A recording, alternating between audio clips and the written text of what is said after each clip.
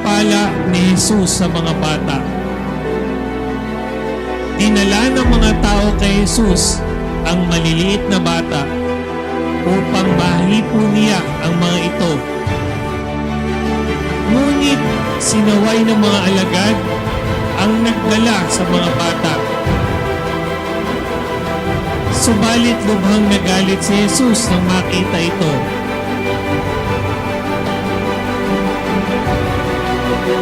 Sinabi niya sa mga alagad, "Pahintulutan ninyong lumapit sa akin ang mga bata at huwag silang hadlangan, sapagkat sa mga katulad nila nauukol ang paghahari ng Diyos."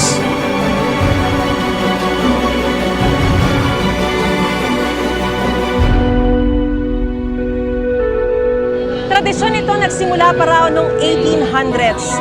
Sa pamamagitan daw ng prosesyong ito ay mas nasasariwa at naipararamdam sa mga tao ang sakripisyong ginawa ni Jesus para sa sanlibutan na tamang balikan at pagnilayan ngayong panahon ng Kwaresma.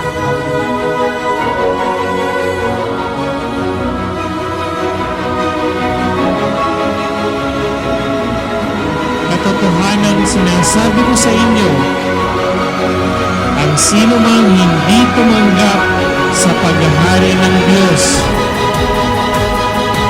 ng tulad sa isang maliit na bata ay hindi makapapasok rito sa anumang paraan.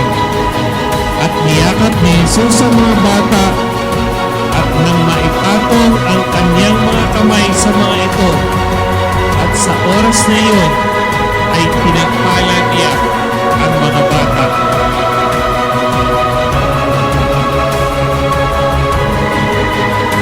Maraming salamat po kina Ginoong Greg at Ginoong Ori Fernando, mga anak Jake, Jeff, Jessie at Jane at pamilya na nangangalaga sa tagpong ito.